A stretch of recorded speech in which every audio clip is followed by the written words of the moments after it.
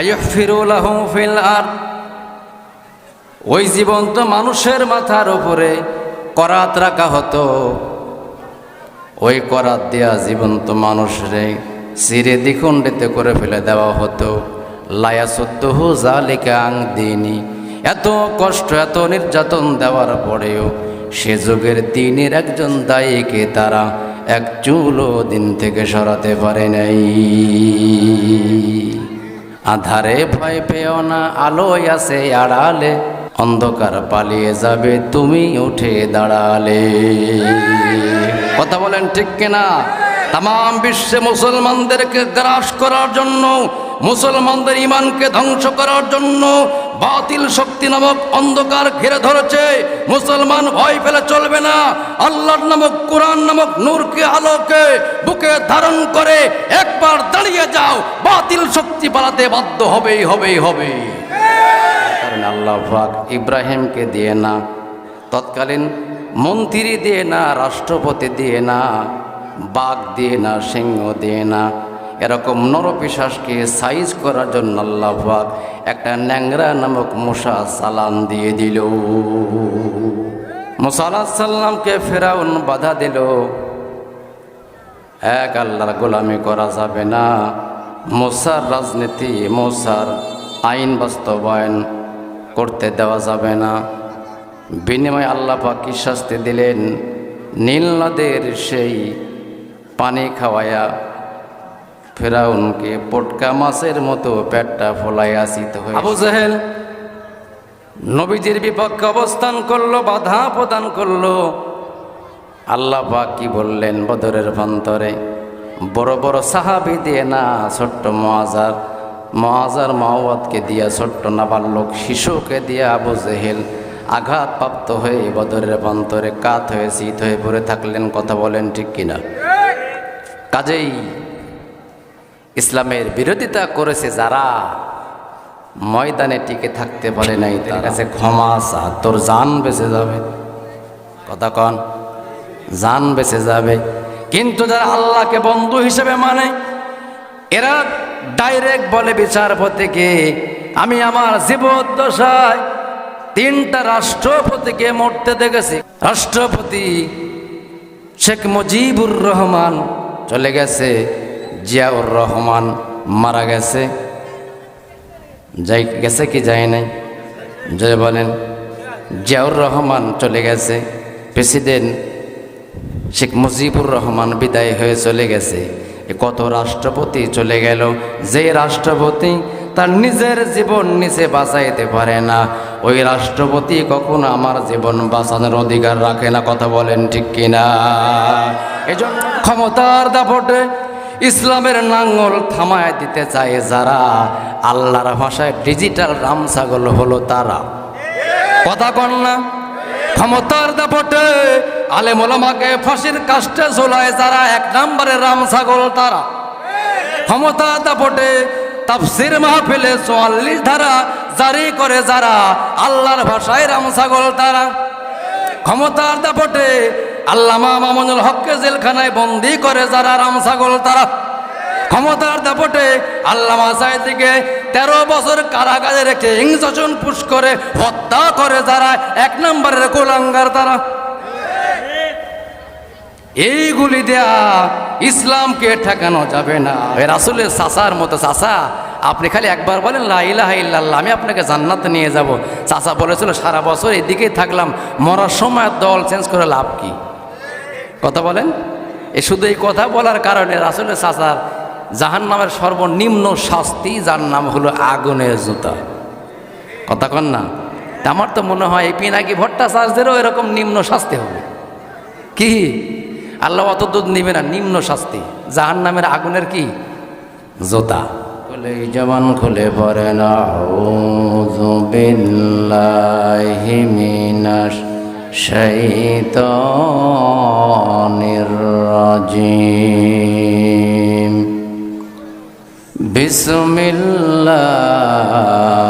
বিসমিল্লাহির রাহমানির রাহিম।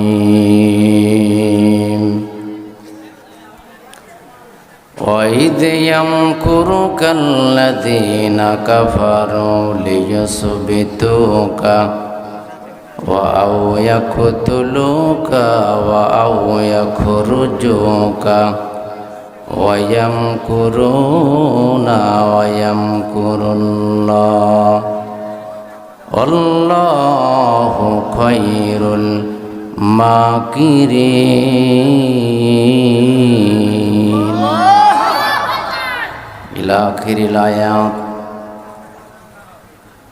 وقال تعالى في شان حبيب رسول الله صلى الله عليه وسلم মনটা যদি হইতো বলা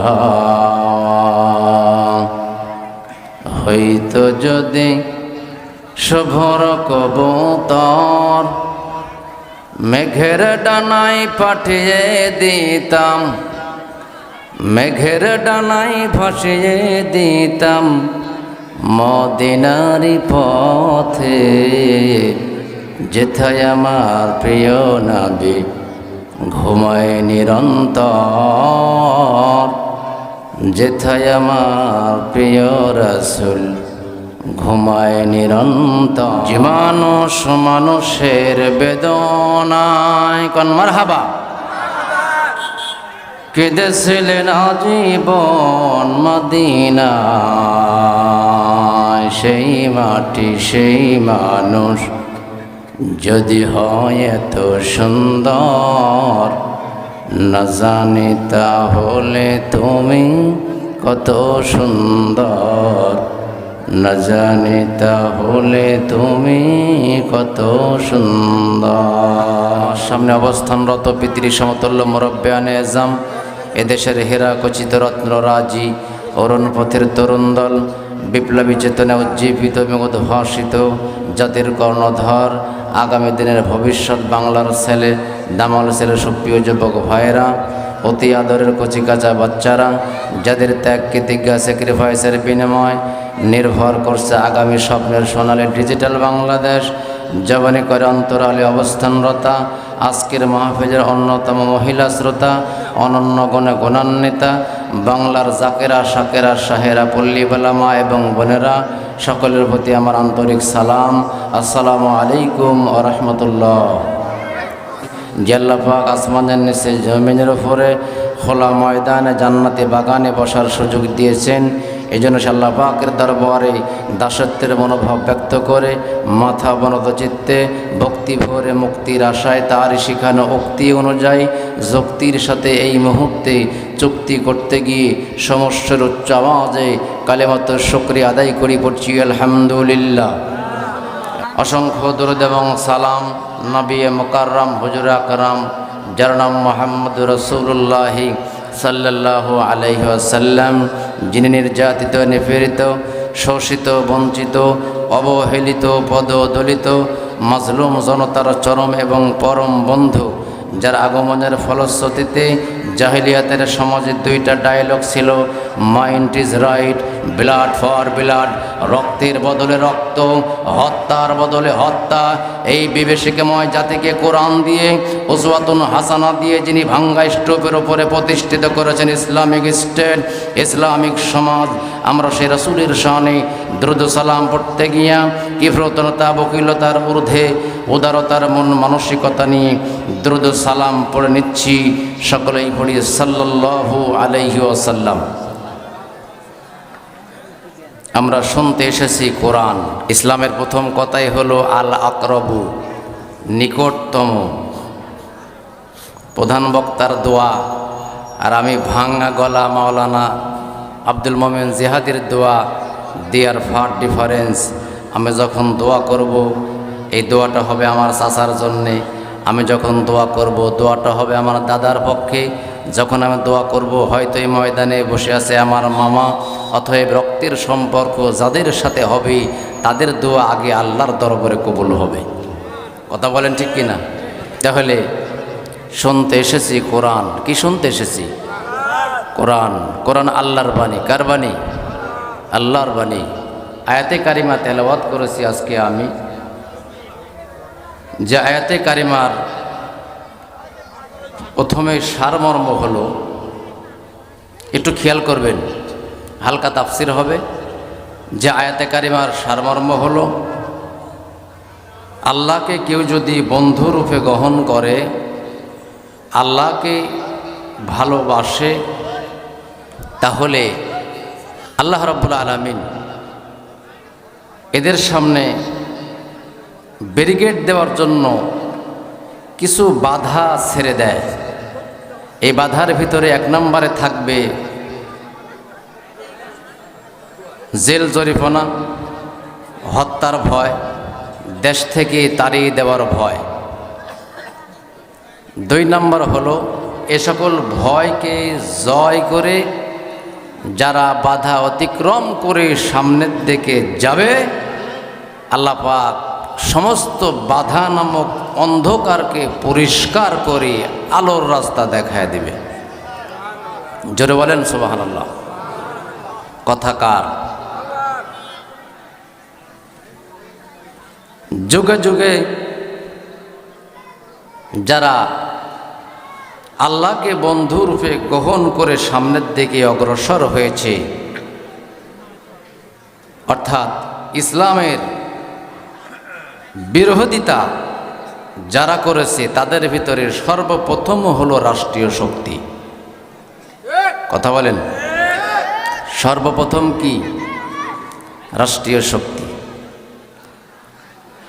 আল্লাহ রাব্বুল আলামিন বলেন, ওয়ালাকাদ বাআসনা ফি কুল্লি উম্মাতির রাসূলা আনি ইবুদুল্লাহা ওয়াজতানিবুত তাগুত। এমন কোন জাতি নাই, এমন কোন কওম নাই, এমন কোন গোত্র নাই যেই কওমের ভিতরে, জাতির ভিতরে, গোত্রের ভিতরে আমি রাসূল প্রেরণ করি নাই। প্রত্যেক জাতির ভিতরে আমি রাসূল প্রেরণ করেছি। তারা একই কথা বলেছে, এক আল্লাহর গোলামি করো, তিনি ছাড়া কোনো ইলাহা নাই। আছে কি? জোরে বলেন, আছে? আকাশ কার? জমিন কার? আপনি কার? আমরা কার? হুকুম আর আইন চলবে কার? চলছে কার? আল্লাহ।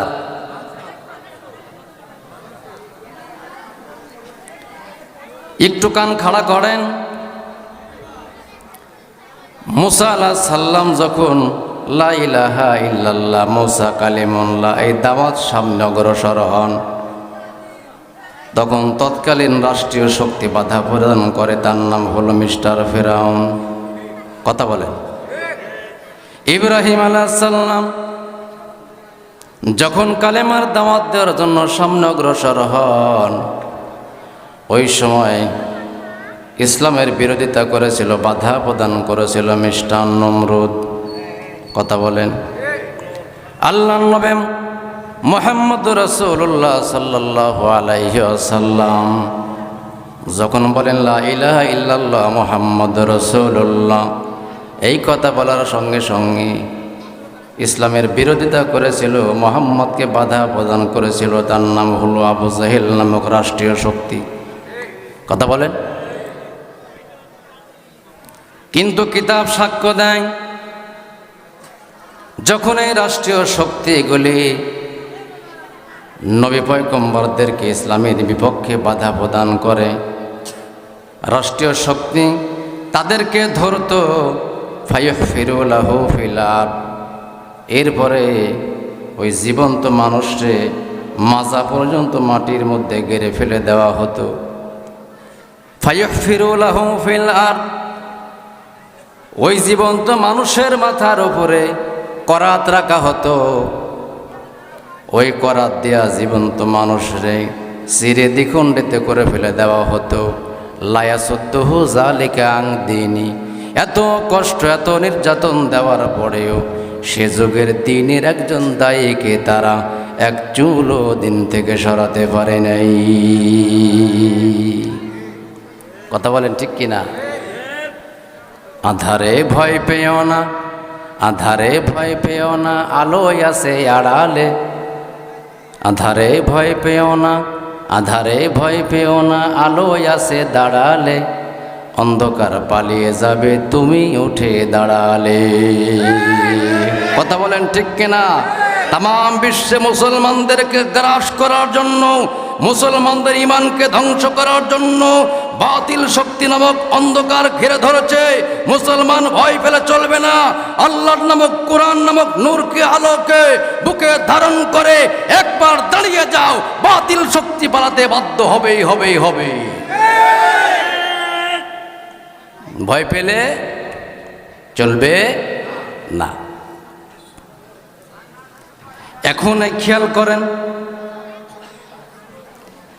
এই যে রাষ্ট্রীয় শক্তি যুগে যুগে ইসলামের বিরোধিতা করেছে, বাধা প্রদান করেছে, এখন বাধা প্রদানকারীদের পরিণতি কি হয়েছে একটু খেয়াল করেন।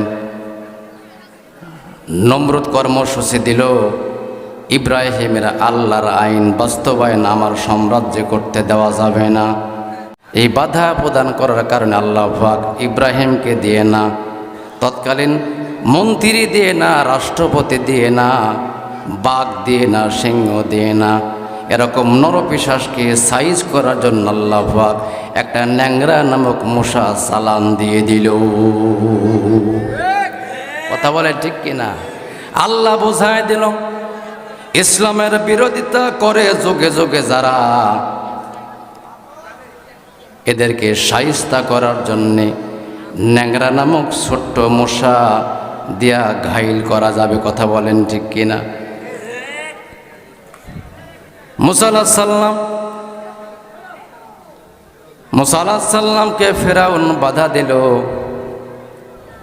এক আল্লাহর গোলামি করা যাবে না, মুসার রাজনীতি, মুসার আইন বাস্তবায়ন করতে দেওয়া যাবে না। বিনিময়ে আল্লাহ পাক কি শাস্তি দিলেন? নীল নদের সেই পানি খাওয়ায়া ফেরাউনকে পটকা মাছের মতো পেটটা ফোলাইয়া চিত হয়ে শুয়ে ফেলাই দিলেন। কথা বলেন ঠিক কিনা? আবু জাহেল নবীজির বিপক্ষে অবস্থান করলো, বাধা প্রদান করলো। আল্লাহ পাক কি বললেন বদরের প্রান্তরে? বড় বড় সাহাবী দিয়ে না, ছোট্ট মুআযার মাওয়াতকে দিয়া, ছোট্ট নাবালক শিশুকে দিয়া আবু জেহেল আঘাতপ্রাপ্ত হয়ে বদরের প্রান্তরে কাত হয়ে চিত হয়ে পড়ে থাকলেন। কথা বলেন ঠিক কিনা? কাজেই ইসলামের বিরোধিতা করেছে যারা, ময়দানে টিকে থাকতে পারে নাই তারা। কথা বলেন ঠিক কিনা? আল্লাহ রাব্বুল আলামিন নবীকে জানায় দিলেন, নবীজি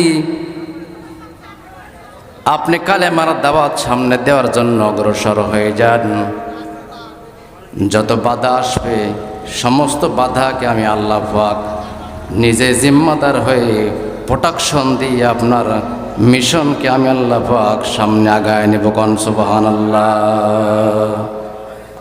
আল্লাহ রাব্বুল আলামিন বলেন, وَإِذْ يَمْكُرُكَ الَّذِينَ كَفَرُوا لِيُثْبِتُوكَ وَأَوْ يَقْتُلُوكَ وَأَوْ يَخْرُجُوكَ وَيَمْكُرُونَ وَيَمْكُرُ اللَّهُ وَاللَّهُ خَيْرُ الْمَاكِرِينَ।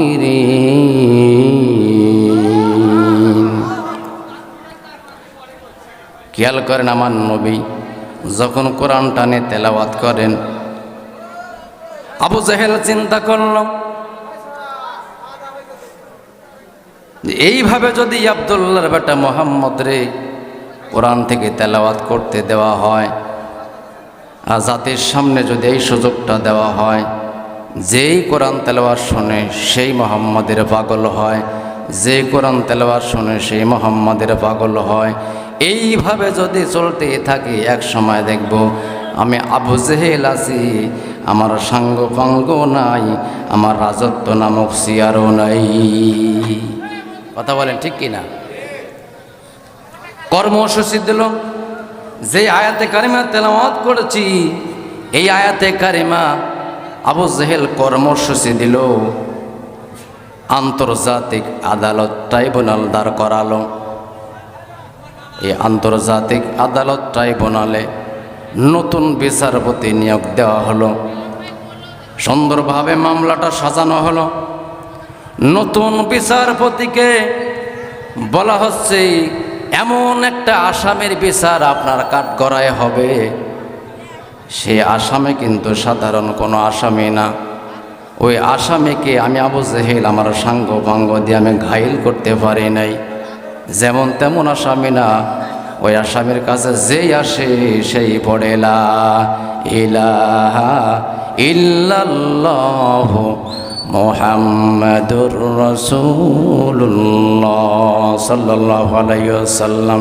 ওই আসামি মাঝে মাঝেই জনগণের সামনে, শ্রোতার সামনে কি যেন সুন্দর সুন্দর করে তেলাওয়াত করে। জনগণ মুগ্ধ হয়ে ওই তেলাওয়াতগুলি শুনতে থাকে। জিজ্ঞাসা করা হলো, তুমি যেটা পড়ো ওইটা তুমি বানাইছো না তোমাকে কেউ শিখায় দিয়েছে? হে আল্লাহর নবী মুহাম্মদ সাল্লাল্লাহু আলাইহি ওয়াসাল্লাম সঙ্গে সঙ্গে আল্লাহ পাক ডাক দিয়ে কয়, এটা আমার নবীর কাহিনী না, মানুষের তৈরি কোনো জিনিস নয়, কিতাব নয়, কোনো কবিতা নয়। এই জিনিসটা হলো তানজিলুম মির রাব্বিল আলামিন। এমন কিতাব তেলাওয়াত করে, সেইটা হলো আমি আল্লাহর পক্ষ থেকে আমার বান্দার উপরে আমি নাজিল করেছি। কোন সুবহানাল্লাহ। এইবার আবু জেহেল প্রসিকিউটর, আন্তর্জাতিক আদালত ট্রাইব্যুনাল, এমন একটা বিচারপতি নিয়োগ দেওয়া হলো যেই বিচারপতির new testament, old testament, Gita, নবায়ন, মহাভারত সমস্ত কিতাবের জ্ঞান তার ভিতরে থাকতে হবে। যেমন আমাদের দেশে বর্তমানে ডক্টর জাকির নায়েক, এমন আন্তর্জাতিক আদালত ট্রাইব্যুনালে একজন নতুন বিচারপতি নিয়োগ দেওয়া হলো।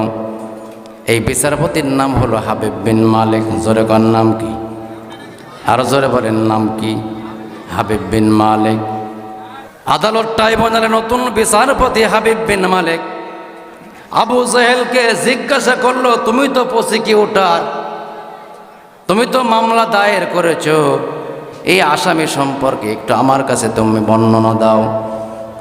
আবু জাহেল বলতেছে, হাবিব বিন মালিক, এই আসামি কিন্তু সাংঘাতিক আসামি, ছোটোখাটো আসামি না, সাংঘাতিক আসামি। কি আসামি? আবু জাহেল ডাক দিয়ে বলতেছে, হাবিব বিন মালিক, এই আসামি আমার কাছে যখন গিয়ে বলল, চাচা আপনি পড়েন লা ইলাহা ইল্লাল্লাহ মুহাম্মাদুর রাসূলুল্লাহ সাল্লাল্লাহু আলাইহি ওয়াসাল্লাম, আমি আসামিকে বলেছিলাম, ভাতিজা তুমি যে কথাটা বলেছো এই কথাটা আমি পড়ব, অবশ্যই পড়ব, তবে তোমার কথা কতটুকু সত্য আমি একটু যাচাই বাছাই করতে চাই। কি সাংঘাতিক আসামি! হাবিব বিন মালিক খেয়াল করেন, আসামির বর্ণনা দিচ্ছি বিচারপতির কাছে। জোরে কোন কার কাছে? আরো জোরে বলেন কার কাছে? বিচারপতির কাছে আসামির বর্ণনা দেয়। এই আসামিকে আমি বলেছিলাম, তোমার লা ইলাহা ইল্লাল্লাহ আমি অবশ্যই পড়ব, কিন্তু দেখো আমার ডান হাত, এই হাতটা মুখ পাকানো আছে, 5টা আঙ্গুল এক জায়গায় করা আছে। আরে ভাতিজা, আমার এই হাতের ভিতরে যে জিনিসটা আছে আমি জানি, আর জানে কে? আরো জোরে বলেন কে? আমি জানি, আমার আল্লাহ জানে। এই আব্দুল্লাহর বেটা মোহাম্মদ তো জানে না। আমার প্রশ্ন হলো, আমার হাতের ভিতরে যা আছে এইটা যদি তুমি বলতে পারো তাহলে আমি তোমার লা ইলাহা ইল্লাল্লাহ পড়ে নেব। কোন সুবহানাল্লাহ। এইবার নবী আমার ডাক ডাক, চাচা আমার আপনার হাতের ভিতরে যা আছে সেই কি আপনার জবাব দিবে না আমি আমার মুখ থেকে জবাব দিব? আবু জেহেল কয়, আমার হাতের ভিতরে যা আছে সে যদি আমার নিজের জবাব দেয় এর থেকে ডিজিটাল উত্তর তো আর হতে পারে না। কথা বলেন ঠিক কিনা? এর থেকে ডিজিটাল উত্তর তো আর হতে পারে না। আপনার মুখ থেকে বলা লাগবে না, তোমার মুখ থেকে বলা লাগবে না, আমার হাতের ভিতরে যা আছে সেই যদি বলে এর থেকে ডিজিটাল জবাব তো আর হতে পারে না। সঙ্গে সঙ্গে নবীজি আমার ডাক দেয়, কয় আমার চাচার হাতের ভিতরে যে পাথর আছো এক্ষুনি বেরিয়ে আসো। বলতে দেরি আমার হাতের ভিতর থেকে থাকা পাথর নড়ে চড়ে উঠতেছে, আর একটা আওয়াজ হচ্ছে, আশহাদু আল্লাহ ইলাহা ইল্লাল্লাহু ওয়া আশহাদু আন্না মুহাম্মাদান আবদুহু ওয়া রাসূলুহু। আল্লাহু আকবার। বলতেছে কাকে? নতুন বিচারপতিকে। কাকে? আন্তর্জাতিক আদালত ট্রাইব্যুনাল, নতুন বিচারপতি হাবিব বিন মালেক। মামলা হলো ওই কোর্টে তিনটা। কয়টা? তিনটা আইন জারি হয়ে গেল মুহাম্মদ সাল্লাল্লাহু আলাইহি সাল্লামের বিরুদ্ধে। তিনটা আইন জারি হলো, তিনটা আইন পাশ হয়ে গেল। এখন যার বিরুদ্ধে তিনটা আইন পাশ হলো, ওই বিচারপতির মনের ভিতরে কৌতূহল হয় যে এমন একটা ইন্টারন্যাশনাল ক্রিমিনালের বিচার করতে এসেছি, ওই বিচার ক্রিমিনাল সম্পর্কে একটু আমি অবগত থাকতে চাই আগেই, কোর্ট বসার আগেই। আসামির বর্ণনা দেয়। আবু জেহেল বলতেছে শুধু আরে এইটাই না, আরো ঘটনা আছে। হাবিব বিন মালেক বলতেছে আর কি ঘটনা? আবু জেহেল ডাক দেয়া কয়, হে বিচারপতি হাবিব বিন মালেক, এ আমার ভাতিজার মাও নাই, আমার ভাতিজার বাবাও নাই। এতিম মুহাম্মদ সাল্লাল্লাহু আলাইহি ওয়াসাল্লাম, এই হাবিব মুহাম্মদ যখন আমার বাড়ির সামনে দিয়ে যায়, এমনত অবস্থায় আমি এক ডালি বড়ই, টাটকা বড়ই মাথায় করে নিয়ে মক্কার বাজারে বিক্রি করতে যাব। ডালের মুখটা ঢাকনা দিয়ে সুন্দর করে আটকানো। আমি মনে মনে চিন্তা করলাম, এই তো মোহাম্মদ এখন যদি আমাকে বলে চাচা ডালের ভিতরে কি, আর আমি যদি বড়ই, যদি কয়ে চাচা একটা দেন, আমার তো দেওয়া লাগবে। আর মোহাম্মদকে একটা বড়ই দিলে আমার ডালি থেকে বড়ই কমে যাবে। আমি একটু কৌশল করলাম। বলতেছে কাকে? এ কথা কয় না, কাক বলতেছে? এ আসামের বর্ণনা শোনাচ্ছেন আগেই, কোর্ট বসার আগেই বর্ণনা শোনাচ্ছেন হাবিব বিন মালেককে, অর্থাৎ বিচারপতিকে। 5 মিনিট আমি মনে মনে কৌশল করলাম, আমি এখানে একটু কৌশল করব, এই মোহাম্মদকে আমার গাছের বড়ই খেতে দিব। কতক্ষণ দিব না? ওই আসামি বলতেছে চাচা কোথায় যান? বলতেছে বাজারে যাই। মাথায় কি? বলতেছে মাথায় কিছু চকচকা বিভিন্ন কালারের পাথর আছে, ওই পাথরগুলি চড়া দামে বাজারে বিক্রি করা যাবে, সেই জন্য যাই। এ হাবিব বিন মালেক, আমি তো কৌশল করে কথা বললাম, খাল কাটলাম আমি, খালের ভিতরে পড়লাম আমি। এইবার আমি যখন এই কথা বললাম, আমার ভাতিজা আমার কাছ থেকে আর বড়ই চাইল না, শুধু একটা কথাই বলল, চাচা আপনি যেটা বলেছেন আল্লাহ যেন সেটাই কবুল করে। কথা কয় না? কি করে? আমি খুব খুশি। আমার বড়ই দেওয়া লাগলো না, ডালিটা নামানো লাগলো না। মদিনার বাজারে গেলাম। আমার দেশে যেমন বাজারে গেলে পারে সেই বাজারের সেই দ্রব্যটা যদি সুন্দর হয়, ওই বিক্রেতার মোশান ভাব আছে না নাই? জোরে বলেন আছে না নাই? আর 1 নম্বরে বড়ই আসেন, এর থেকে সুস্বাদু মিষ্টি আমি আবু জেহেলের গাছের বড়ই আর কোথাও পাবেন না। এমন মনোভাব নিয়ে মদিনার বাজারে গিয়ে, মক্কার বাজারে গিয়ে যখন ডালিটা নামাইলাম, ডালিট নামানোর পরে আমার চতুর সাইড দিয়ে ক্রেতাগুলি ভিড় জমা ফেললো। আবু জেহেল এসেছে বড়ই বিক্রি করতে। না জানি আবু জেহেলের বড়ই কত সুন্দর। ক্রেতাদেরকে দেখে আমার মনের মধ্যে ভালো লাগলো, ডালি খুলতে দেরি, আমার বড়ই বিক্রি করতে দেরি হবে না। এখন ডালিটা নামানোর পরে ক্রেতারা বারবার বলতেছে ডালির ঢাকনাটা ওঠান, ঢাকনাটা ওঠান।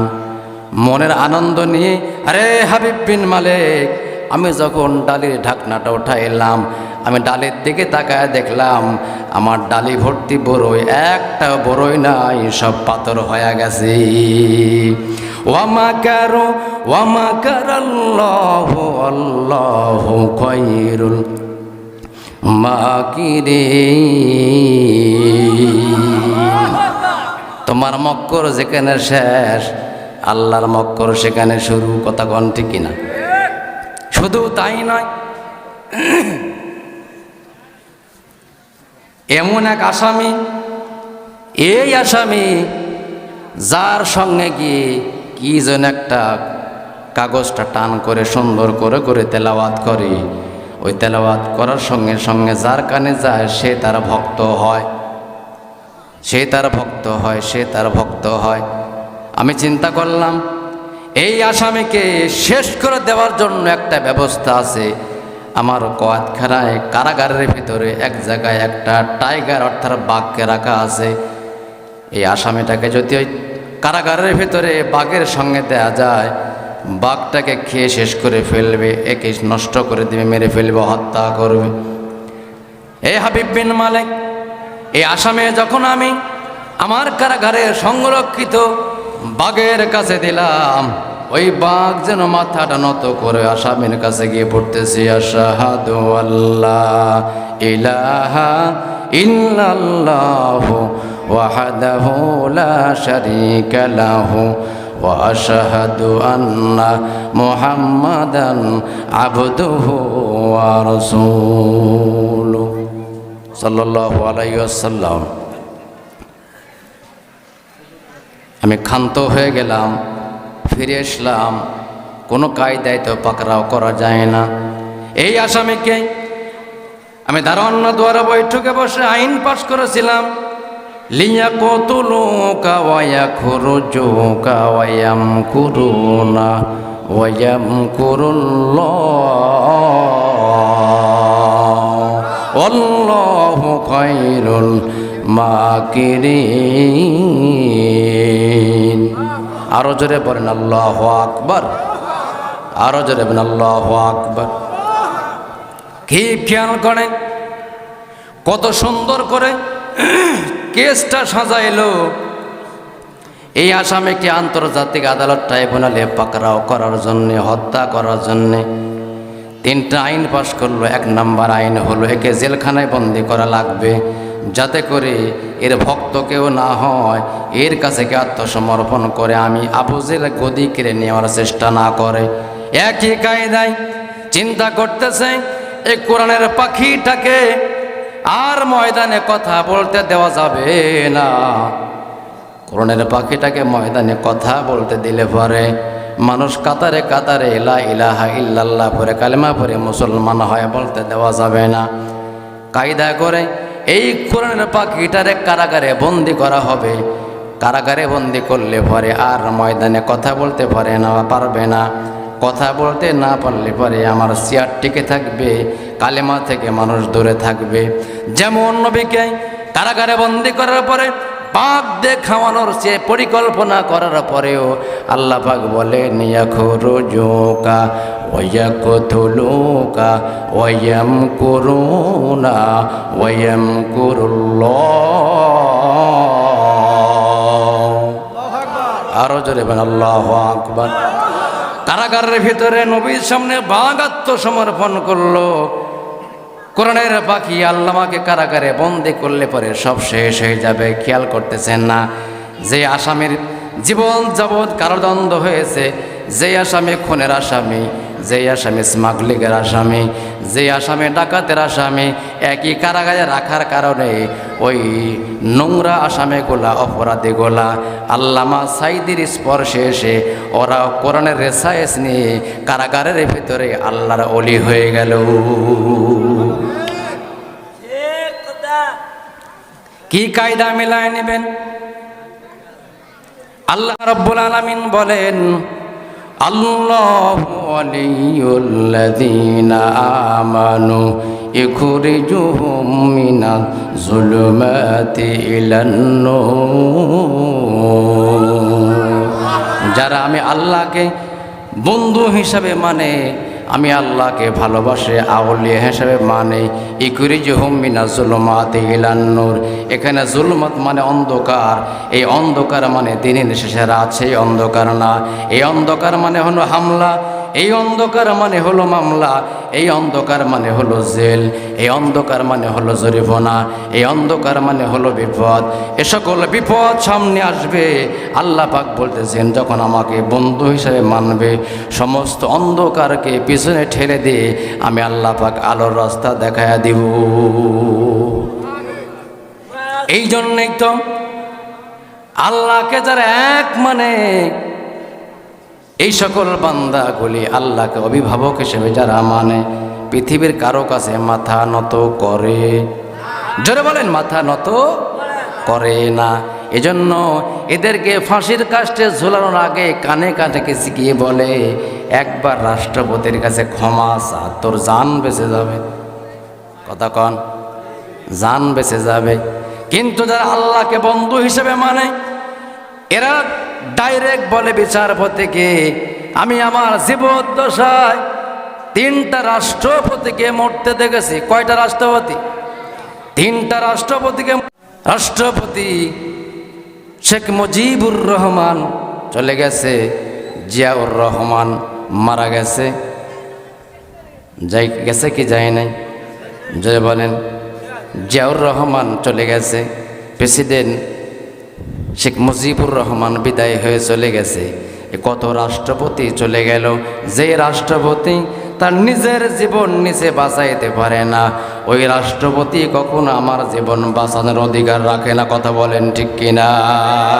এজন্য যারা আল্লাহু ওয়ালিয়ুল্লাযীনা আমানু ইখরিজুহুম মিনাজ যুলুমাতি ইলান নূর, এক আল্লাহর কাছে যারা মাথা নত করে, এক আল্লাহকে যারা অভিভাবক হিসাবে মানে, ওই বান্দা আল্লাহ ছাড়া কারোর সামনে মাথা নত করে না। কোন সুবহানাল্লাহ। তাহলে আন্তর্জাতিক আদালতটাই বনলে বিচার হবে, ওর জন্য মামলা সাজাইছে কয়টা? যদি বলেন কয়টা? আন্তর্জাতিক আদালতটাই বানালে বিচার হবে 3টা। আন্তর্জাতিক আদালতটাই বানালে নতুন রাষ্ট্রপতি, নতুন বিচারপতি নিয়ে হলো। এই বিচারপতি তাকে সুন্দর করে সাজানো হলো। এরপরে আবু জাহেলকে বলা হলো, আবু জাহেল এটা তো সাংঘাতিক আসামি, এই আসামির বিচার করা তো কঠিন ব্যাপার, কঠিন কাজ। আবু জাহেল ডাক দিয়ে কয়, আসামিকে ঘাইল করার জন্য প্রথমত প্রাথমিক ব্যবস্থা নেওয়া লাগবে। এই আসামিকে ঘাইল করতে হলে পারে জনতার সামনে যদি সরাসরি হত্যা করা যায়, মক্কার জনগণ আমাদেরকে ছিঁড়ে খেয়ে ফেলবে। যদি সরাসরি ফাঁসির কাস্টে ঝোলানো যায়, আমাদের গদি নিয়ে টানাটানি হয়ে যাবে। কথা বলেন ঠিক কিনা? এই জন্যে কায়দা করে 13টা বছর ধরে রাখা হলো। সাহস হলো না যে ফাঁসির কাস্টে একবার ঝোলাই। ভালো করে জানে, যদি সরাসরি ফাঁসির কাস্টে একবার ঝোলানো যায়, বাংলার জনগণ ছিঁড়ে খেয়ে ফেলবে। কথা বলেন ঠিক কিনা? আল্লামা সাইদি তুমি মরণি, শহীদ হয়েছ তুমি এটাই জানি। কথা বলেন ঠিক কিনা? শহীদের মর্যাদা ইসলামে আছে না নাই? জোরে বলেন আছে না নাই? শহীদরা আল্লাহর জান্নাতে উড়ে উড়ে বেড়াবে, আল্লাহর জান্নাতে উড়ে উড়ে বেড়াবে, মাথার উপর দিয়ে পাখি উড়ে যাবে। ও শহীদরা যদি পাখির দিকে একবার তাকায় আর মনে মনে চিন্তা করে, আহা ওই পাখির গোস্ত খেতে না জানে কত ভালো লাগবে, কতই মজা লাগবে। আল্লাহ ডাক দেখার শহীদরা মনে মনে স্বীকার করবে, মনে মনে ভাববে, মুখে বলা লাগবে না। মনে মনে ভাবতে দেরি, ওই পাখির গোস্তগুলি ভোনা হয়ে শহীদের সামনে আসতে দেরি হবে না। জোরে বলেন সুবহানাল্লাহ। শহীদের মর্যাদা আছে না নাই? এইবার আবু জাহেল ডাক দেয়া কয়, এ হাবিব বিন মালিক, এটা এমন একটা আসামি, এই আসামি দেখলাম তার 1 নম্বর সাহাবে হযরত আবু বকরের সঙ্গে হাঁটতেছে। আমি দূর থেকে লক্ষ্য করে দেখলাম আবু বকরের সঙ্গে হাঁটতেছে, তার 1 নম্বর সাহাবীর সঙ্গে হাঁটতেছে। হাঁটতে হাঁটতে ক্লান্ত হয়ে গেছে।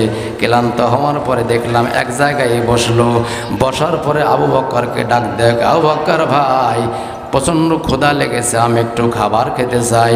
আবু বকর খাবারের সন্ধানের জন্য একবার পূর্ব দিকে গেল, আবার পশ্চিম দিকে গেল, আবার উত্তর দিকে গেল, আবার দক্ষিণ দিকে গেল। কোনো জায়গায় খাবার পেল না। আবু বকর ফিরে আবার এই আসামির কাছে আসলো। আসার পরে এই আসামির ডাক দেখ, আবু বকর কোনো দিকে কি খাবার পাও নাই? আবু বকর ডাক দেখে, রাসূলুল্লাহ আমি জানি আপনার পেটে প্রচণ্ড ক্ষুধা, আপনি ক্ষুধার্ত, খিদা লেগেছি। আমি চতুর্দিকে তালাশ করলাম, কোনো খাবার পেলাম না। নবী আমার ডাক দেখ, আবু বকর ওই যে দেখো পাহাড়িয়া ময়দানে মাঠের ভিতরে একটা রাখাল ছাগল চড়ায়, ওই যে ছাগলের পাল আছে, ওই ছাগলের পাল থেকে একটা ছাগল আমার জন্য নিয়ে আসো। গিয়ে বলো, রাখাল ভাই তোমার কাছে জানতে চাই রাসূল সাল্লাল্লাহু আলাইহি সাল্লামকে একটা ছাগল দিতে কি চাও কি চাও? এইবার আবু বকরকে ডাক দেখা, সালাম আলাইকা ইয়া রাখাল ভাই, আমার পক্ষ থেকে সালাম গ্রহণ করো। তোমার বকরির পাল থেকে একটা বকরি একটা ছাগল নবীজি চায়, নবীজির ক্ষুধা লেগেছে। রাখাল ডাকতে কয়, ভাই বকরি একটা কেন, আমার পালের সমস্ত বকরিগুলি আমার নবীজির কদম মোবারকে আমি উজাড় করে দিতাম, কিন্তু সমস্যা হলো এক জায়গায়, আমার বকরি দুধ দেয় না, আমার বকরি বন্ধা বাচ্চা দেয় না। নবীজির সামনে আবু বকর ফিরে আসলেন। আসার পর ডাকতে কয়, ইয়া রাসূলুল্লাহ ওই ছাগলের পালের ভিতরে সমস্ত ছাগলগুলি বন্ধা, একটা ছাগল বাচ্চা দেয় না, দুধ দহন করা যায় না, দুধ হয় না। নবীজির ডাক দেখ, আবু বকর তারপরে ওখান থেকে একটা ছাগল আমার জন্য নিয়ে আসো। আবু বকর একটা ছাগল নিয়ে আসলেন। আবু জেহেল বিচারপতির কাছে বর্ণনা দিচ্ছে, সাংঘাতিক আসামি। ওই আসামি ওই বন্ধা ছাগলের ওলানে যখন হাত দিলেন, হাত দেওয়ার সঙ্গে সঙ্গে ওলান থেকে আল্লাহর কুদরতে দুধ বেরিয়ে আসলো। এক ভাগ দুধ নিচে খেলেন, আর একটা ভাগ হযরত আবু বকরকে দিলেন, আর একটা ভাগ রাখলেন ওই রাখালের জন্য। এই কথা দ্বারা প্রমাণ হয় রাসূল কারীম সাল্লাল্লাহু আলাইহি সাল্লাম দুধটা সুন্দরভাবে বন্টন করে নিজে খেলেন, আবু বকরকে দিলেন, আর এক ভাগ রাখালকে দিয়ে রাখলেন। রাখালকে দিয়ে তাফসীর হলো নবীজি রাখালের ভাগ রাখালকে পৌঁছায় দিয়া দুনিয়াতে ইনসাফ কায়েম করে দিলেন। কোন সুবহানাল্লাহ। এইবার চিন্তা করতেছে এই বিচারপতি এই আসামের গুণাগুণ চিন্তা করতেছে আর ভাবতেছে, কেমনে বিচার করি, কেমনে বিচার করি, কেমনে বিচার করি। আবু জেহেল বলতেছে, কৌশলে ঘায়েল করা লাগবে, ইচ্ছা করলে ফাঁসি দিতে পারবেন না, ইচ্ছা করলে হত্যা করতে পারবেন না, ব্রেন খাটায় কৌশলে মারা লাগবে। লা ইলাহা ইল্লাল্লাহ বলে এই স্লোগান দিয়ে জাতির সামনে দাওয়াত দেয়, এই দাওয়াতটা ভণ্ডামো বলে প্রমাণ করা লাগবে। আপনি তো মহাজ্ঞানী, তৎকালীন সময় আপনি তো সব থেকে বড় আলেম, ইহুদিদের সব থেকে বড় আপনি আলেম, বিভিন্ন জ্ঞানের অধিকার আপনি রাখেন। আপনার ব্রেন থেকে এই আসামিকে 3টা প্রশ্ন করবেন, 3টা প্রশ্নের যদি উত্তর দিতে না পারে আমি ভণ্ড বলে স্লোগান দেব, জাতির সামনে ছোট করে ফেলবো। আর 2 নম্বর পয়েন্ট হলো, ওই আসামির বিচার করার সময় আসামে যেমন কাঠগড়ায় দাঁড়ায়, আপনাকে আমি একটা স্বর্ণের চেয়ার দেব, আর আমি প্রসিকিউটর ওকালতির ভূমিকায় থাকবো, আমি রূপার চেয়ারে বসবো, আর জাতির সামনে আসামিকে কাঠের চেয়ারে বসায়া চরমভাবে অপমানিত করব। কথা যা কাম তাই, বুঝতেছেন? কথা বোঝা যায়? তাফসীর, কথা যা কাম তাই। এইবার আন্তর্জাতিক আদালত ট্রাইব্যুনালে বিশ্ব নবীর বিচার হবে। এখন এই আসামির বিচার হবে আন্তর্জাতিক আদালত ট্রাইব্যুনালে। সত্যি করে বলবেন যে আসামের বিচার হবে আদালতে, ওই আসামের কি অপরাধ আছে? কথা বলেন। যেইভাবে আসতে বললেন মনে হচ্ছে আছে। অনেকে কিন্তু এখন বলে আলেম ওলামা যখন বিপদ আসে, যখন ধরে নিয়ে জেলে যায়, তখন অনেকে বলেই ফেলে অপরাধ না করলে কি ধরে লেগে আছে রে? আছে না নাই? কথা বলে আছে না নাই? ওয়ামা কানা লিমুমিনিন ওয়ালা মুমিনাতিন ইযা কাদাল্লাহু ওয়া রাসূলুহু আমরান আইয়াকুনা লাহুমুল খিয়ারাতু মিন আমরিহিম ওয়া মাইয়া আসিল্লাহা ওয়া রাসূলুহু ফাকাদ দাল্লা দালালাম মুবিনা। আরো জোরে কোন আল্লাহু আকবার। যতক্ষণ পর্যন্ত নবীকে, নবীর ফয়সালাকে মনে প্রাণে মেনে না আনবে, ততক্ষণ পর্যন্ত মুমিন হতে পারবে না। সাংঘাতিক আসামির জন্যে মানুষ জীবন পর্যন্ত দিয়ে দেয়। এই হাবিব বিন মালিক এ তো সাংঘাতিক আসামি, এই আসামির জন্যে মানুষ জীবন পর্যন্ত দিয়ে দেয়। বলতেছে কিভাবে আসামির জন্য জীবন দেয়? আবু জেহেল বর্ণনা করতেছেন, এই আসামি একদিন ডাক দিল জিহাদের ময়দানে, কি আসো সংগ্রামে যাওয়া লাগবে, কি আসো সংগ্রামে যাওয়া লাগবে। এমন সময় দেখলাম একটা মা তার সন্তানের বয়স হবে 6 বছর। যেরকম কয় বছর? 6 বছরের ছোট্ট সন্তানকে কোলে পিঠে করে নিয়ে ওই আসামির সামনে এসে হাজির হলো। ডাক দেখে রাসূলুল্লাহ, আমার এই দুধের বাচ্চা ছোট্ট সন্তান আমি আপনাকে দিলাম, আমার সন্তানটারে নিয়ে আপনি জিহাদের ময়দানে চলে যান। সুবহানাল্লাহ। সঙ্গে সঙ্গে নবীজি ডাক দেখায়, মা জিহাদের ময়দানে লড়াই করা লাগবে, সংগ্রাম করা লাগবে, জিহাদের ময়দানে অস্ত্র ধরা লাগবে, শক্তির প্রয়োজন আছে। তোমার এই ছোট্ট সন্তান লড়াই করতে পারবে না, অস্ত্র ধরতে পারবে না, তরবারি চালাইতেও পারবে না। এই সন্তানকে জিহাদের ময়দানে গিয়ে আমার কি লাভ হবে? সেদিন যেন বলেছিল জনম দুঃখিনী মা, চোখের পানি ছেড়ে দিয়ে বলে, ইয়া রাসূলুল্লাহ, আমার এই ছোট্ট সন্তান তরবারি চালাইতে পারবে না, আমার এই ছোট্ট সন্তান শত্রুর সামনে যুদ্ধ করতে পারবে না, লড়াই করতে পারবে না, কিন্তু আমার এই ছোট্ট সন্তান একটা কাজ করতে পারবে। নবীজি ডাক দেখে, মা কি কাজ করতে পারবে পরিষ্কার করে বলে দাও। মা জননী সেই দিন বলেছিল, রাসূলুল্লাহ, যখন ওই কাফের বেঈমানগুলি আপনাকে সামনের থেকে আপনাকে তীর মারবে, দুনিয়া থেকে আপনাকে শেষ করে দেওয়ার জন্যে, ওই সময় আমার সন্তানটারে ওই কাফেরের তীরের সামনে এইভাবে ধরবেন, সঙ্গে সঙ্গে তীরটা এসে আমার সন্তানের শরীরের কলিজা বরাবর ঢোকে ফুর হয়ে যাবে। যখন বাম দিক থেকে আপনাকে লক্ষ্য করে তীর মারা হবে, আমার সন্তানটাকে আপনি তীরের সামনে ধরবেন। নবীজি যখন পিছনের থেকে আপনাকে শত্রু বাহিনী লক্ষ্য করে তীর মারবে, আমার সন্তানটারে আপনি তীরের সামনে ধরবেন। চতুর সাইডের সমস্ত তীরগুলি আমার সন্তান হজম করে দুনিয়া থেকে বিদায় হয়ে যাবে। আমি মহিলার মনের ভিতরে, আমি মায়ের মনের ভিতরে এতটুকু দুঃখ থাকবে না, এতটুকু কষ্ট থাকবে না। আমার মনের ভিতরে তাই তৃপ্তি থাকবে, আমার ছোট্ট 6 বছরের সন্তানের জীবনের বিনিময় আল্লাহর নবী দুনিয়ায় বেঁচে আছেন। লিল্লাহে তাকবীর, নারায়ে তাকবীর।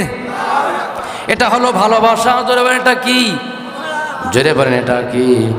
তাহলে বিচারপতি প্রশ্ন করবে কয়টা? জোরে বলেন কয়টা? নবীজির বিরুদ্ধে আইন পাশ হলো কয়টা? মোট হলো কয়টা? জোরে বলেন কয়টা? 6টা রায়, 6টা ফয়সালা আমরা শুনতে চাই কি চাই না? জোরে বলেন চাই কি চাই না? নবীজির যদি কোনো অপরাধ না থাকে, এরপরে যদি আন্তর্জাতিক আদালত ট্রাইব্যুনালে তারা বিচার হয়, ওই নবীজির অবর্তমানে নবীর ওয়ারির যারা, এদেরকে একই কায়দায় বিচার করা হয়। কথা বলেন ঠিক কিনা? জোরে বলেন ঠিক কিনা?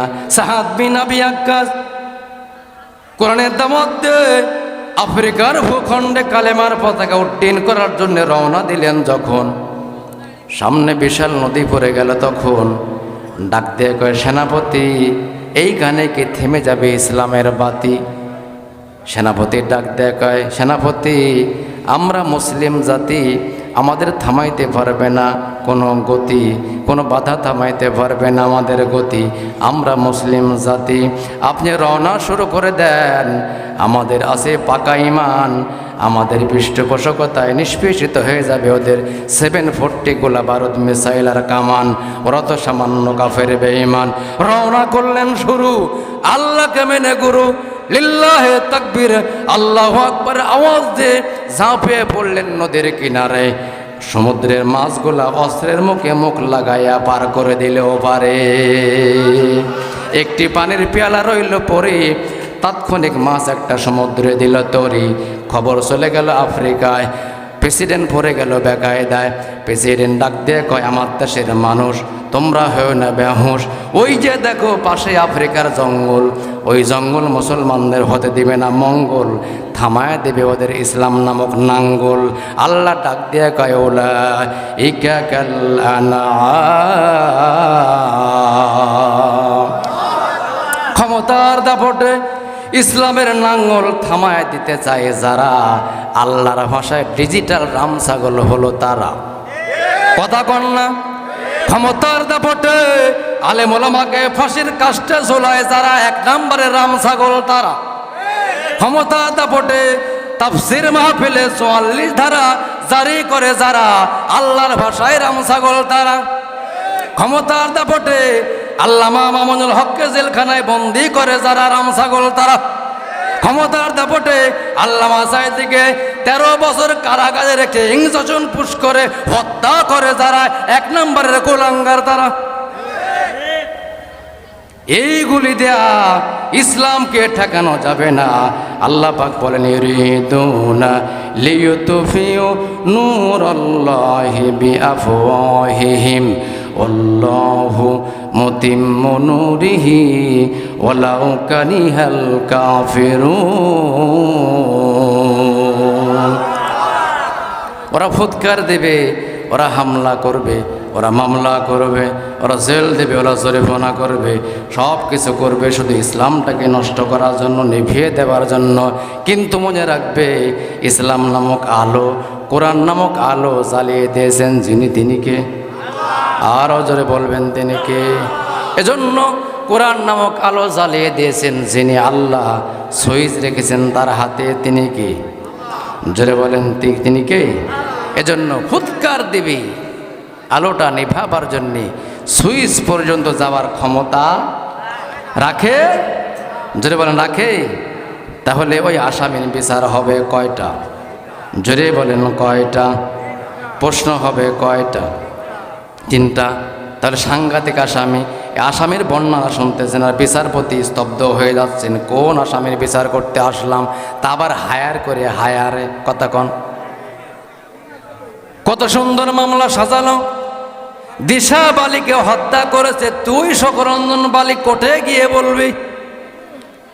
একই কায়দায় সাজানো। কথা কন্যারে, দিশা বালিরে কে হত্যা করেছে কথা নাই, তুই দিশা বালির ভাই শোকরঞ্জন বালি, তুই কাঠগড়ায় দাঁড় করায়া ওকে পাকড়াও করার জন্য কথাগুলি সাজায় বলবে।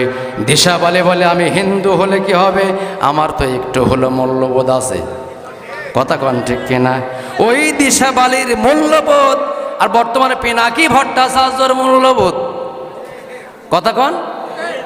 ওকে মুসলমান, পিনাকি ভট্টাচার্য মুসলমান, নেটে যারা থাকেন তারা দেখেন, ও ইসলামের পক্ষে খুব স্লোগান দেয়। কথা কন ঠিক কিনা? যদিও মুসলমান না, এরপরে ইসলামের পক্ষে স্লোগান দেয়। ইসলামের বিপক্ষে কেউ যদি কোনো কথা বলে পাল্টা জবাব দেয়। কথা বলেন ঠিক কিনা? ওই রাসূলের চাচার মতো, চাচা আপনি খালি একবার বলেন লা ইলাহা ইল্লাল্লাহ, আমি আপনাকে জান্নাতে নিয়ে যাব।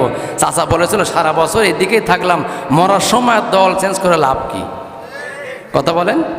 শুধু এই কথা বলার কারণে রাসূলের চাচার জাহান্নামের সর্বনিম্ন শাস্তি, যার নাম হলো আগুনের জুতা। কথা কন না? আমার তো মনে হয় এই পিনাকি ভট্টাচার্যেরও এরকম নিম্ন শাস্তি হবে। কি আল্লাহ অত দুধ নিবে না, নিম্ন শাস্তি, জাহান্নামের আগুনের কি জুতা। তাহলে একই কায়দায় কিভাবে মারলেন? তাহলে আমার বন্ধুগণ, আবু জেহেল একটা প্রশ্ন করবেন, ওর বিরুদ্ধে আইন পাশ হলো 3টা, নতুন বিচারপতি প্রশ্ন করবে 3টা, মুহাম্মদের বিরুদ্ধে ষড়যন্ত্র হলো 3 3 6 আর 1 হলো 7। জোরে কোন কয়টা? আরো জোরে বলেন কয়টা? আমরা শুনতে চাই কি চাই না? জোরে বলেন, চাই কি চাই না? তাহলে আমরা যেই জাহান্নামের ভয়ে, কবর আযাবের ভয়ে এই তাফসীর মাহফিলে এসেছি, এই তাফসীর মাহফিলে এসেছি জাহান্নামের ভয়ে। আমি প্রশ্ন করতে চাই, আমাদের বিরুদ্ধে, মুসলমানের বিরুদ্ধে আল্লাহ পাক যেই শাস্তি রেখেছে, শাস্তির নাম হলো জাহান্নাম। ওই জাহান্নামের সিরিয়াল সংখ্যায় কয়টা? আরও জোরে বলেন কয়টা? জোরে বলেন কয়টা? এই 7টা জাহান্নাম থেকে বাঁচার জন্যে আমরা কারা কারা রাজি আছি হাত দেখাই আল্লাহকে। লিল্লাহি তাকবীর, নারায়ে তাকবীর। আল্লাহ আমাদের জাহান্নামের শাস্তি থেকে হেফাজত করে, জোরে বলেন আমিন, আরো জোরে বলেন আমিন। এই 7টা জাহান্নাম থেকে বাঁচার জন্যে আল্লাহর 7 জন বান্দা হাতটা টান টান করে দেখায় দেবেন, হুজুর জাহান্নাম থেকে বাঁচার জন্যে যেহেতু নামাজ 5 ওয়াক্ত, আমি 5 ওয়াক্ত নামাজের 7 জন আল্লাহর বান্দা অন্তত 5 ওয়াক্ত নামাজের সেলায় 5,000 টাকা করে একটা জাহান্নাম থেকে বাঁচার জন্যে একটা প্রশ্নের উত্তর জানার জন্য হাতটা বাড়ায় দেবেন। একটা বান্দাকে দেখতে চাই এই ময়দানে, আল্লাহর কোন বান্দা আছো জাহান্নামের ভয়াবহ শাস্তি থেকে বাঁচার জন্যে আল্লাহর ঘর মসজিদে 5 ওয়াক্ত নামাজ যেখানে আদায় হয়, আল্লাহর কুদরতি পায়ে সেজদা দেওয়া হয়, আল্লাহর কুদরতি পায়ে সেজদা দিয়ে সুবহান রাব্বিল আলা বলে আওয়াজ দেওয়া হয়। আল্লাহ ডাক দেখা কোন বান্দা যখন আমার কুদরতি পায়ে সেজদা দে, আমার দরবারে কান্দে, আমি আল্লাহর সঙ্গে সঙ্গে বান্দার জীবনের সব গুনাহ মাফ করে দেই। আল্লাহুম্মা আমিন। রব্বানা যালামনা আনফুসানা ওয়া ইল্লাম তাগফির লানা ওয়া তারহামনা লানাকুনান্না মিনাল খাসিরিন। রব্বানা ফাগফির লানা যুনুবানা ওয়া কাফির আন্না সাইয়্যাতিনা ওয়া তাওফানা মাআল আবরার। রব্বুল আলামিন, নাটোর জেলার অন্তর্গত বড়াইগ্রাম থানা নগর পশ্চিমপাড়া জামে মসজিদের উন্নতি কল্পে বিরাট তাফসিল মাহফিলে তোমার একান্ত আনুগত বান্দা নিয়া, পর্দার আড়ালের আনুগতা বান্দি নিয়া, গোনার বোঝা মাথায় নিয়া তোমার দরবারে হাত বাড়াইছি। রব্বুল আলামিন, কলিজা ভরা দরদ নিয়া তোমার হাবিবের শানে দরুদ সালাম পড়েছি। মেহেরবানি করে দরুদ সালামটুকু পাখির কলকা কলিতে ভ্রমরের গুঞ্জনে বাতাসের কানে কানে সোনার মদিনায় নবী পাকের রওজায় পৌঁছায়া দাও। রব্বুল আলামিন, আমরা অবকটে স্বীকার করি আমরা গুনাহগার। গুনাহ করতে করতে জীবন জর্জরিত হয়ে গেছে। এই অবস্থায় যদি আমরা তোমার কাছে আবার ফিরে যাই, ফেরেশতাদের আযাব তো আমাদের সহ্য হবে না। কবরের ভয়তে, জাহান্নামের ভয়তে তোমার দরবারে কান্দি। আল্লাহ আমাদের দোয়া কবুল করো, জীবনের সব গুনাহ আল্লাহ মাফ করে দাও। আল্লাহ চেয়ে দেখো তোমার বান্দার ঘর ছেড়েছে, বাড়ি ছেড়েছে, একটু সওয়াবের আশায়, জান্নাতের আশায় কবরের আযাবের ভয় আতক পাখির মতো কোরআনের মাহফিলে আসমানের নিচে জমিনের উপরে বসে তোমার দরবারে হাত বাড়াইছে। রব্বুল আলামিন, তোমারে পাগল বান্দা গুলির হাতকে খালি হাতে ফিরাইয়া দিও না। আল্লাহ তোমার দরবারে এমন বান্দা হাত বাড়াইছে, সে দেখো যে এই বান্দাগুলির এক সময় মুখের দাড়ি ছিল না, কোথা থেকে দাড়ি গজায়া গেল। সেই দাড়িগুলি কালো ছিল, আয়নার সামনে দাঁড়ায় দেখলো আমার দাড়ি কালো, আমার চুলগুলিও কালো। হঠাৎ করে কোনো একদিন আবার তোমার এই বান্দাগুলো যখন আয়নার সামনে দাঁড়াইলো, দেখলো আমার কালো চুল আর একটাও কালো নাই, সব পেকে গেছে। কালো দাড়ি আর একটাও নাই, সব পেকে সাদা হয়ে গেছে। এই বান্দাগুলোর মনের ভিতরে ভয়, কখন যে আজরাইলের সাথে সাক্ষাৎ আমাদের হয়। কবরের যাত্রী বান্দা নিয়ে তোমার দরবারে হাত বাড়াইছি। তুমি বলেছ ফেরেশতারে কোনো দাড়ি পাকা বান্দা যখন আমার দরবারে হাত বাড়ায়, আমি আল্লাহ লজ্জা পেয়ে যাই, ওই হাতকে খালি হাতে ফেরাইয়া দেই না। আল্লাহ তোমার মাহবুব বান্দাদের সঙ্গে করে নিয়ে হাত বাড়াইছি, মেহেরবানি করে আল্লাহ যার হাত পছন্দ করো কবুল করে নাও। রব্বুল আলামিন,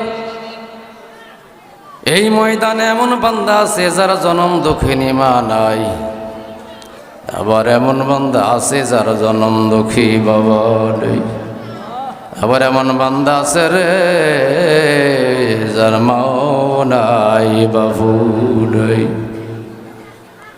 এই এতিমগুলিরা সঙ্গে করে নিয়া তোমার দরবারে হাতখানা বাড়িয়ে দিয়েছি। মেহেরবানি করে তোমার বান্দাগুলি যে মন ভরা ব্যথা নিয়ে, বুক ভরা ব্যথা নিয়ে হাত বাড়াইছে, এতিম বান্দাগুলির মা বাবার কবরে আর আযাব দিও না।